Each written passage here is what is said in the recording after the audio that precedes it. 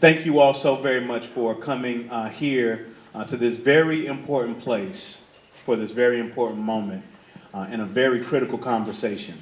Our organization, the North Carolina Black Alliance, and our executive director and the entire board and team really recognize that this is an election year, and a lot of people are going to be telling folks to go vote and doing some things so we can help fix our democracy to fix our world.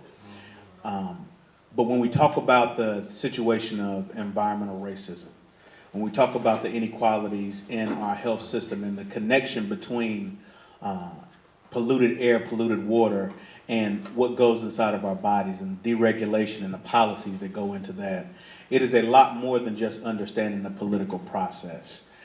These things are all intertwined, and first and foremost, we want to thank you all for understanding that intersection and going with us, and we will not waste your time. I also want to shout out Javita, our Director of Program and Policy. Can we give Javita a round of applause, please?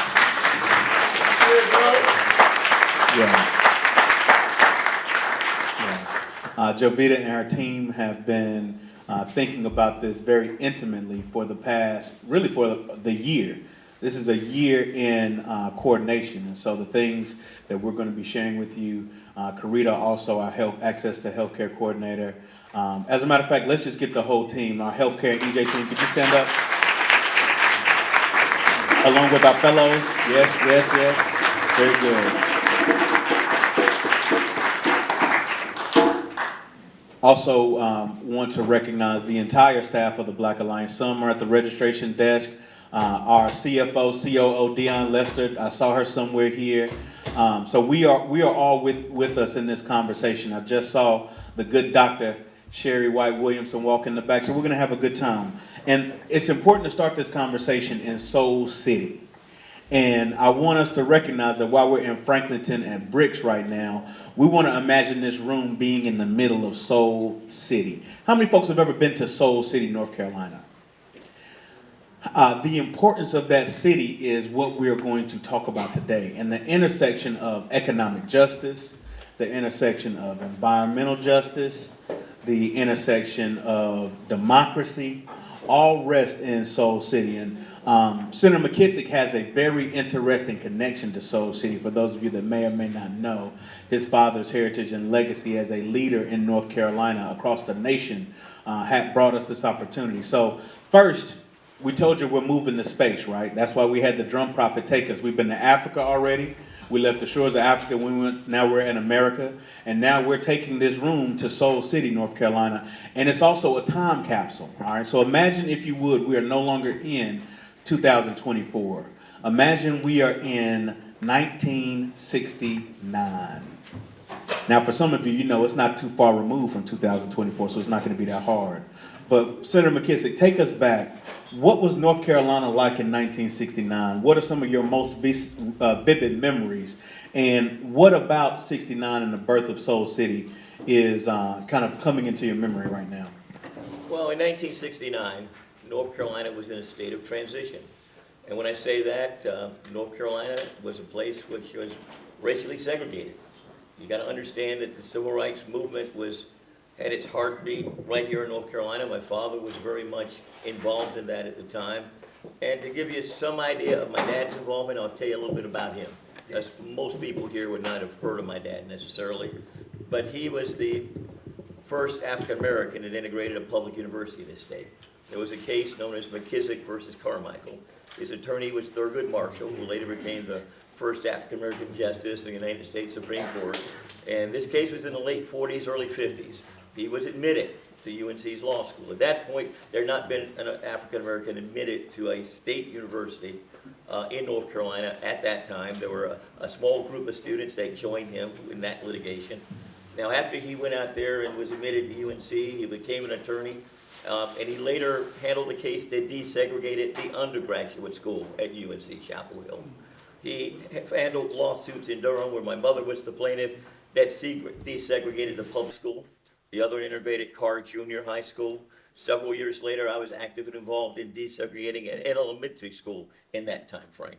Now, you know, North Carolina was segregated like most other southern states. I mean, that's just the way it was. You know, my dad became very active and involved in Durham and across the state of North Carolina in trying to get other school systems desegregated, in organizing protests, in organizing economic boycotts, doing all those things that were necessary to move forward the rights of African Americans in that time frame.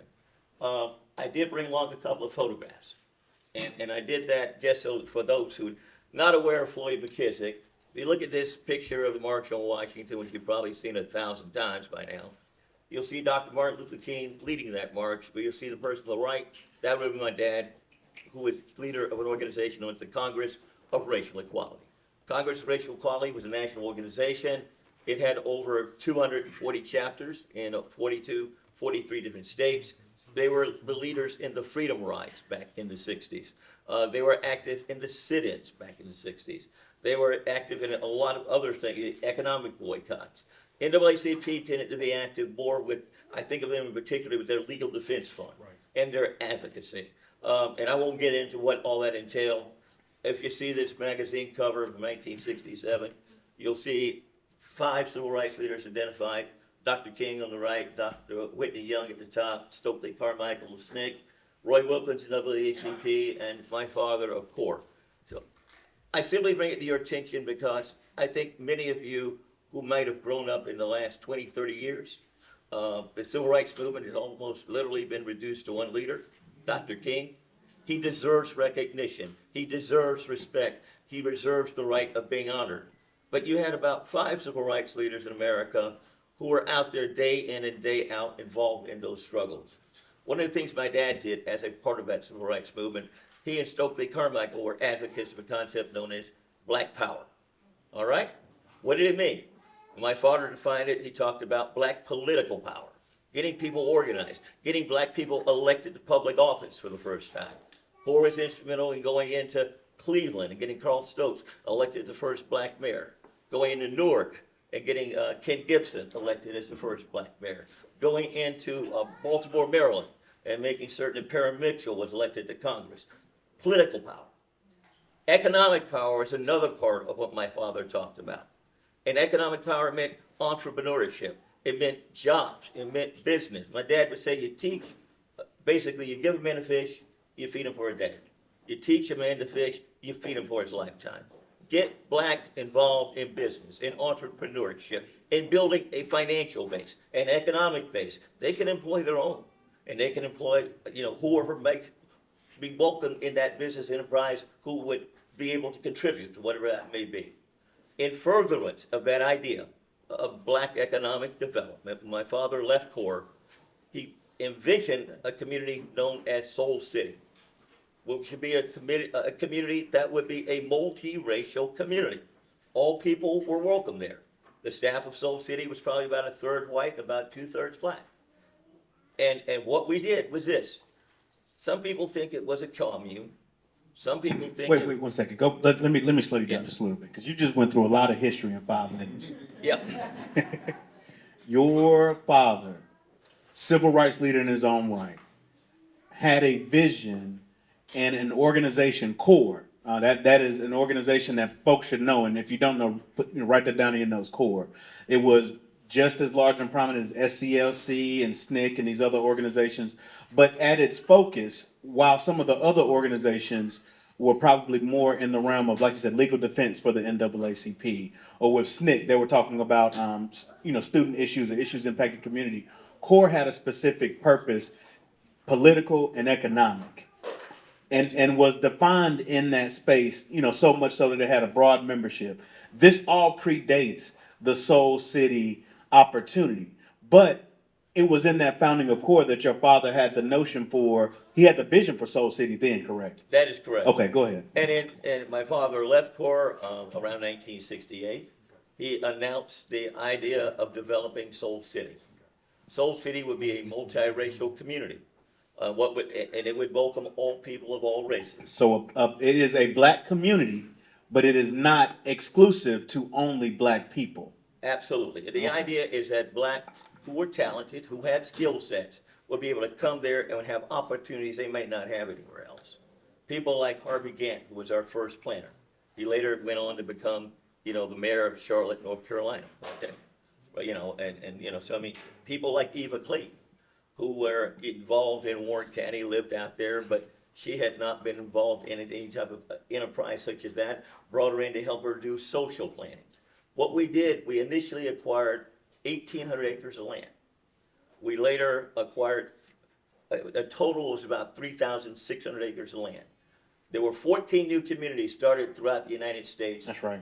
in the 1960s. Let's talk about that real quick. Yeah. This notion of Soul City, from North Carolina, we look at it as in admiration as, a thing that North Carolina did. But this was a federal planned community, and planned communities are very much so intentional. Washington D.C. was a planned community. The capital, Raleigh, North Carolina, was a planned community. And so when you think about the 100 plus years, 200 plus years of all of these white planned communities, how was it that your father was able to maximize the opportunity for a black planned community?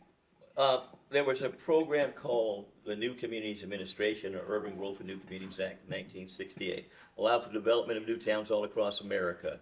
There were 14 of them started. This was the only one started and led by an African American development company.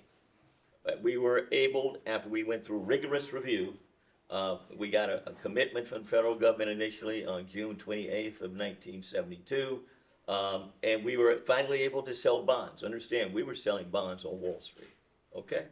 We had a commitment for a $14 million loan guarantee commitment. That meant we could sell the bonds, we could repay the bonds, government would come in and repay them. We always met our debt payments and obligations with the bonds that we sold. Sold $5 million in March of '74, so another $5 million somewhere around about December of '77. At the same time, we qualified for grant and aid. We were the only freestanding new community. What did that mean? That meant that we had to go out and establish our own infrastructure. What is infrastructure? A water system, a sewer system, to build roads, to put in the underground electric service. We were instrumental in building the largest regional water system in the state of North Carolina that brought in water from Kerr Lake, provided water not only to Soul City and Warren County, but water to Henderson and Vance County, and water over to Oxford as well, over in Granville County. Did they contribute to that? Yes, but the vast majority of the money, about $9 million, came from Soul City, of about a total of about $12 million for that system.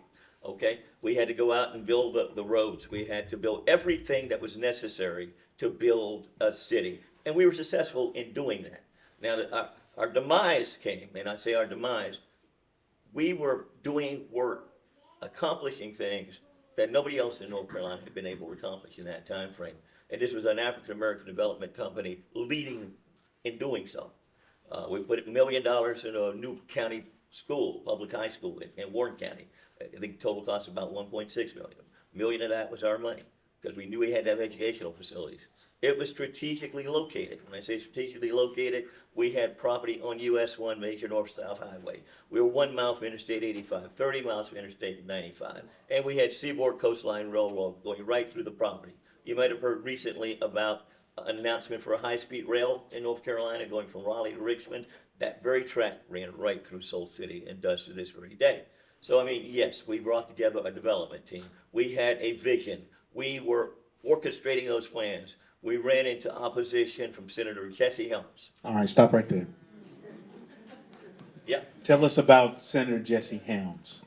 Senator Jesse Helms, back in the days of the Civil Rights Movement, before he became a United States Senator, he gave viewpoint editorials at 6:25 every day before the evening news on Channel 5, WRAL. And he would sit there and complain about changes occurring in North Carolina. He would attack my father regularly because of his involvement in the Civil Rights Movement. He would complain about efforts made by people who were organizing boycotts, organizing protests, getting folks registered to vote, and about all the outside agitators that they were bringing in. Those outside agitators, right, people experienced working in the Civil Rights Movement that came in here to help establish that momentum that was needed to work aggressively to tear down the barriers to discrimination. So let's look at this. Let's make sure we're setting the scene properly. 1969, this is after the death of Dr. Martin Luther King. That's correct. After the passage of the Civil Rights Act, the second Civil Rights Act. That's correct. And the Voting Rights Act. That's correct. And in a way, your father was able to continue to negotiate with the federal government after the death of Martin Luther King for our economic prosperity.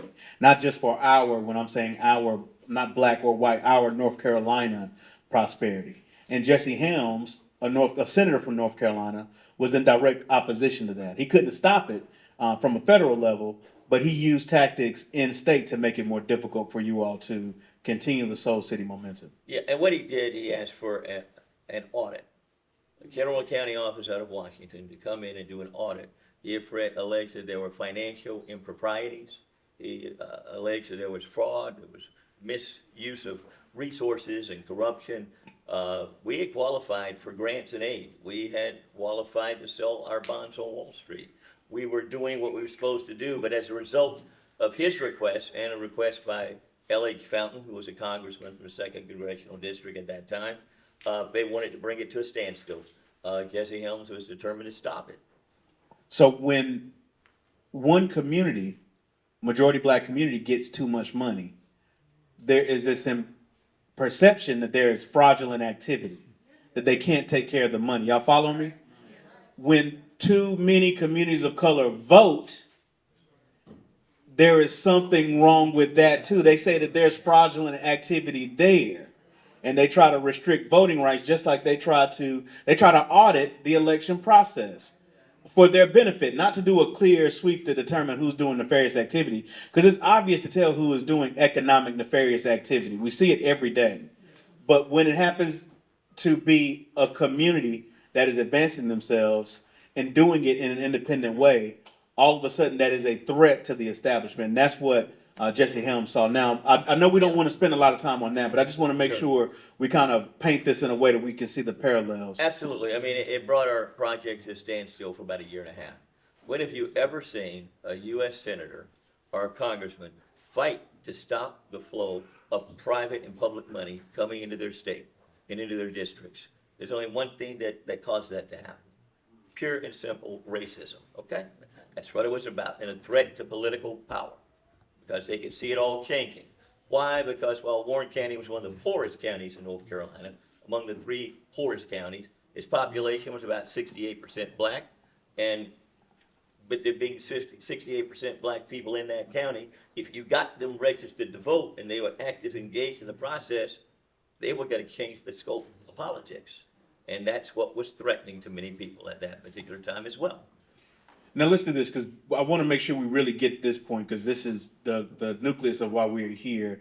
The landfill that was proposed to be placed in Warren County, in Soul City, did that come about before the Soul City movement, or did it come after as a part of this kind of internal attack? And how favorable was the state of North Carolina towards Soul City? I mean, we can automatically tell based on the site of the landfill, but talk a little bit about that. Yeah, I mean, overall, Soul City had received very favorable publicity up until Jesse Helms launched his attack in roughly about 1975 or so, okay? We brought things to a standstill at that point in time. The landfill issue occurred around 1978, okay? That's when they discovered the PCBs on the roads, and they determined it had been illegally dumped, and it was determined they needed to go out there and dig it all up out the right-of-ways, and needed to find a site where to place those PCBs. Now, when they were looking at the site of where to place it, it was toward the end of 78, around the early part of 79. They had a public hearing in Warren County. I think it was the first week of January of 79. And I remember it well because, you know, at that point in time, I was living there in Soul City. I was active in Soul City. I was director of planning for 5 years, okay, between 75 and 1980, you know. And in that time frame, I was active in politics. I had served as chair of the local Democratic Party. I was getting at least 25 people registered to vote every Saturday. At the time, you had to get a register to go with you to get people registered to vote. It wasn't just filling out a form at the library when you got your driver's license. So I was instrumental and involved. I can remember Ken and Deborah Ferruccio, who lived over in Norlina, about 6 miles away from Soul City, being deeply concerned about what was going on with that landfill. I remember meeting with them when there was only like 5, 7, 10 of us that were concerned about this landfill coming. It could have a devastating impact. Was it going to be in Soul City? No. It was going to be in another part of Warren County known as Afton, probably about I'm gonna say roughly about 5 miles away. But the problem is, if you were bringing a landfill to this county, we brought Soul City there because we wanted to reverse the outward resources. When I say outward resources, the people leaving Warren County looking for jobs up in the Northeast. I mean, Warren County had lost population between 1960 and 1970. We wanted to stem that flow of people leaving, looking for jobs and opportunities, whether it happened to be in New York or Chicago, wherever it happened to be, because when they got there, sometimes they didn't have skill sets to get the jobs. Sometimes they ended up living in urban ghettos, and the quality of their life was not the quality of life which they anticipated or wanted. So, I mean, stem that flow of resources, provide jobs, provide opportunities in the county where people left, and as well as build an employment base, put in the infrastructure. Now, when they announced that landfill, two things were of concern. First, it was a intrinsically bad idea.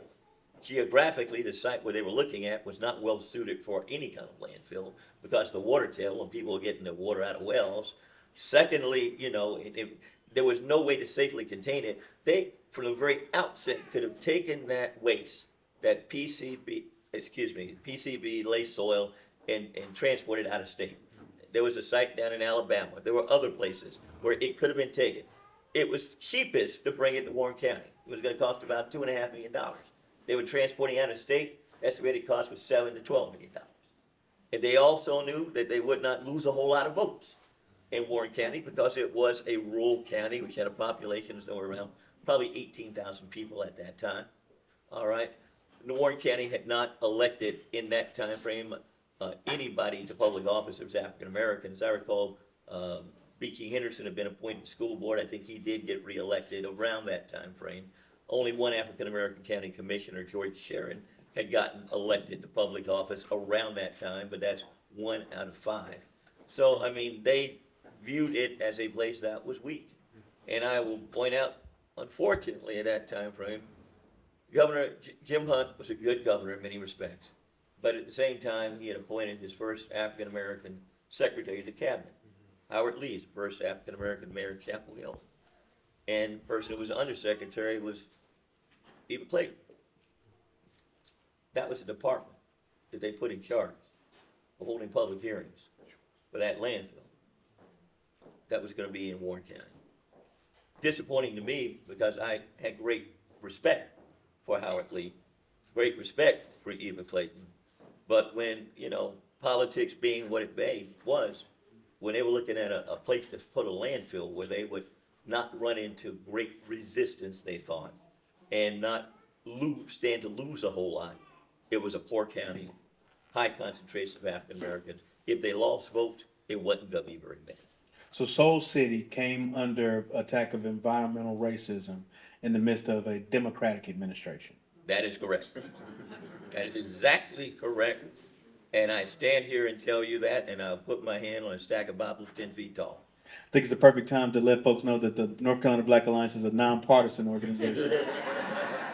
And I respect that as well. And I champion you for being so. You should be. But I think it's interesting to note that, a lot of times we like to paint this picture of one party being the demise of our issues. But when we hear this story of Soul City, and we love the story of Jim Hunt. And everybody loves to parade, the fact that he is a benefactor of North Carolina in a very good way. This has nothing to do with the individual. We're talking about an analysis of the party and the systemic harms. And when we make these things invisible, racism exists. Tell us this, and I know we're getting close to time. I did ask our executive director, who is stuck in a snowstorm in D.C., but sent over some questions for us. He says, environmental justice is fundamentally about protecting vulnerable communities from policies and applications that harm them.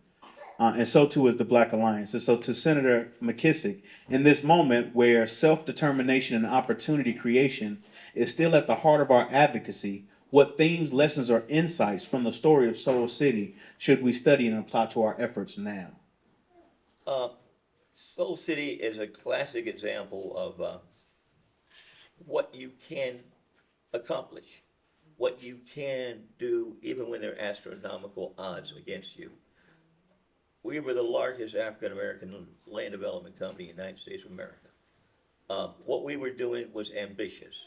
We brought in people that had skill sets, multiracial coalition that viewed a better tomorrow, viewed the fact that we could accomplish that working collectively together, shared that vision, and were politically engaged and actively engaged. And in terms of politics, I'll point one thing out. In that day and time, my father, in talking about black entrepreneurship and the need for a project like Soul City, talked about black capitalism. The person who embraced that concept was President Richard Nixon, and who supported it. Which, people tend to forget. The person who established Environmental Protection Agency was actually President Nixon. I mean, don't get caught up with the parties. I'm a Democrat and will fight hard for Democratic candidates. But don't sit there and have a blind allegiance and be taken for granted. Ever. You can never do it. Can we learn from Soul City? Learn that you have to be cohesive. Learn that you have to come together. Learn that you can have aspirational goals that are accomplishable. Never underestimate the power of racism in America. We've made progress. We've made this distinct progress. And always understand that those communities that are most vulnerable, that are the poorest, that are the brownest, need a voice. Understand that we need to work in common with advocacy for wherever those groups may be. It may be North Carolina one day. It may be some other state another day. But acquire those skill sets that you can acquire. I would like to see us have more of a national apparatus. The way it was back to civil rights days, CORE had teams that were active in different states. Have a field secretary that would go out there and get people organized, these community organizers, get people established in teams that would do their sit-ins, targeted, that would go out there and concentrate on voter registration and voter education. They bring teams to accomplish it. And once that team was successful in that one location, they were dispatched to another location to do the same. We need to have that type of strategic apparatus in place today. So the lessons that might be learned in one community that fights for environmental justice can be used in another community. And you can share those resources and share those teams and deploy them strategically and understand that working together, we can get a whole lot done. Also understand that while the Biden administration may now have on that checklist issues dealing with environmental justice as a result of his priorities, understand that with election of another president, it can be removed just as quickly as it was placed there. And understand that while North Carolina has 100 counties, 40 of them were subjected to the Voting Rights Act. And when I say that, that means that whenever they pass measures dealing with redistricting, pass measures that change the way voting might be conducted in their communities, it had to go to the Justice Department for pre-clearance. That provision of the Voting Rights Act is gone. It's been stricken down, okay? We got a conservative Supreme Court today. And I don't see it coming back anytime soon, and I don't see a willingness of Congress to change it, okay? But we still got to be organized politically to dispatch our resources and vote for the best candidates, regardless of their race, regardless of their religion, regardless of their political affiliation, people who share common values with what we seek to accomplish in terms of environmental justice. We can, we should, we must do it. It's imperative that we do so, and understand that it's up to us to carry that banner. It's up to us to build that resource capacity, and it's up to us to continue the fight so that 50 years from now, we're not reconvening to talk about the next war. We'll be sitting here going through a chronicle of all our successes and what we have done to make this a better America. Ladies and gentlemen, Senator Floyd McKissick, let's give him a round of applause. There is a lot more to this story. This is just a teaser. And as a matter of fact, there are conversations that will be happening today about other cities that are not like Soul City, but are like Soul City in the fact that they have been pressed upon by the state to take care of our waste. And these communities individuals are being killed Cancer is spreading. Things are happening in these areas. So what we're seeing, what happened in 1969 through 1979, is the precursor for the fight that we're still fighting today. And one thing I'd like to add too is that individuals that are supposed to be in office to protect the community and constituents, they're being drawn out of their districts. Gerrymandering and discrimination around voting lines just didn't start in this current context. And we have individuals in this room that have tried to serve in elected capacity and have been drawn out of their district. Even just yesterday, we celebrated Chief Justice Anita Earls remaining on the Supreme Court bench after the Judicial Standards Commission tried to remove her. She was duly elected, and they tried to remove. So we can vote all we want to. We can have 100% voter participation, and they'll change the rules. And so it's a whole paradigm shift that we have to make. There are several series of boxes that we have to check. When you listen to the story of Soul City, it wasn't just about the political process. It's a story of policy. It's a story of economics. It's a story of protest, because there was a protest inevitably stopped the landfill from coming in or delayed a lot of the impact there. And Dr. Ben Chavis became involved in that time. But all these things operate in a pendulum, in a cycle. They're not disconnected. You don't really have a political movement if you're not actively involved in policy, protest, and the political aspect of voting, and actually running for office. So it's a whole spectrum here, and we appreciate you sharing with us a little bit of your spectrum again. Let's give one more round of applause. Thank you.